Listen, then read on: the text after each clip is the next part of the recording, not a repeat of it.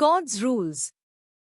Edgar F. Codd, the inventor of the relational database model, introduced 12 rules to define what qualifies as a true relational database management system.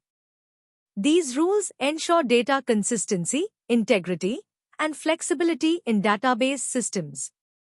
Let's go through each of these 12 rules one by one, with examples to make them easy to understand.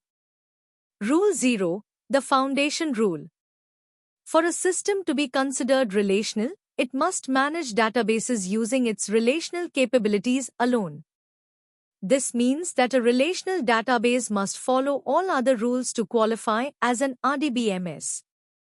If a database system relies on non-relational methods for core functions, such as data access or integrity control, it does not qualify as a true RDBMS.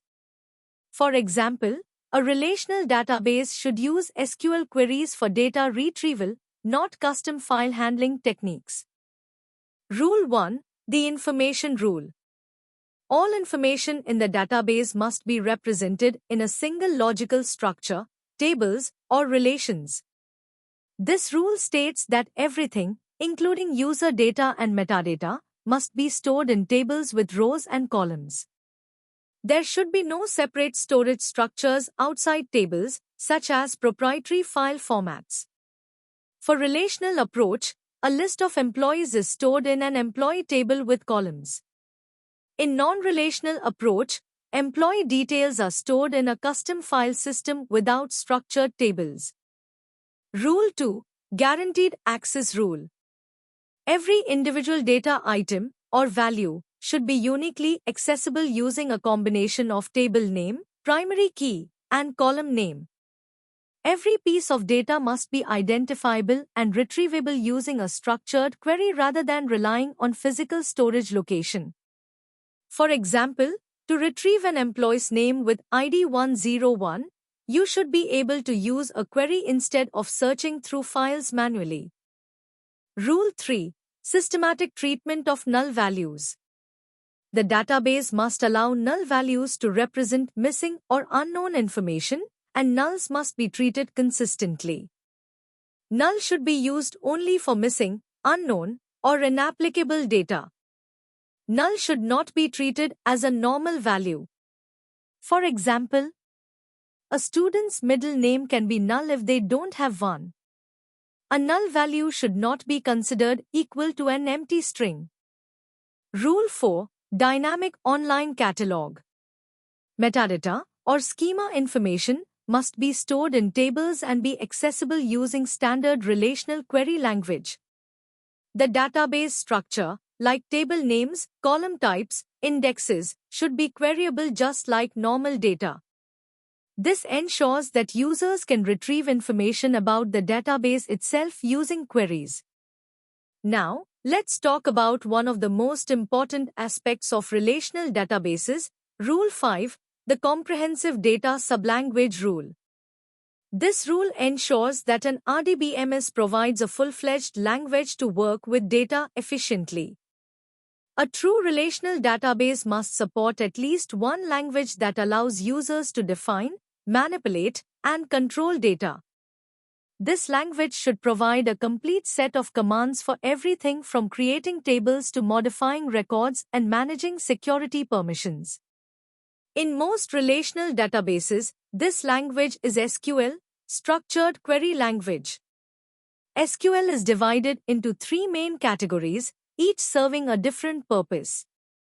The first part of a comprehensive database language is the Data Definition Language, or DDL. These commands allow us to define the structure of our database, creating, modifying, and deleting tables and schemas.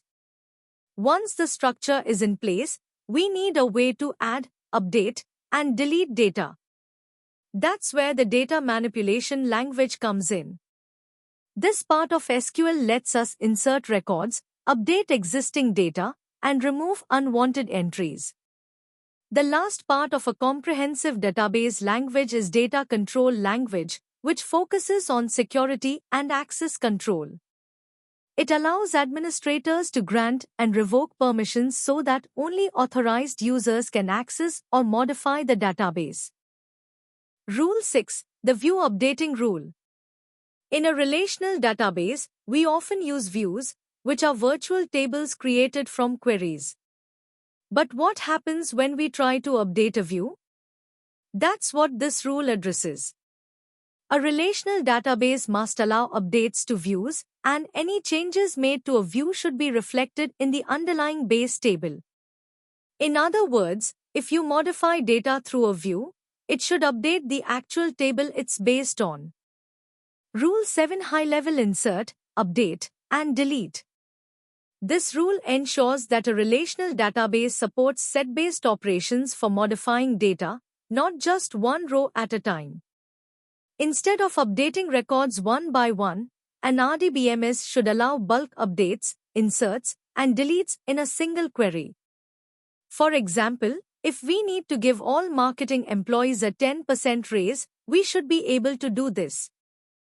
Rule 8. Physical data independence. Rule 8 ensures that how data is stored physically should not affect how we access it logically. In simple terms, even if the database's internal storage changes, our queries should remain the same.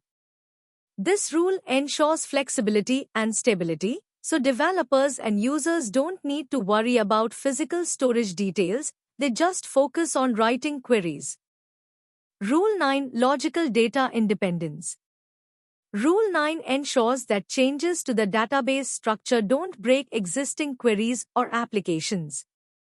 For example, if we add a new column to a table, our old queries should still work without modification.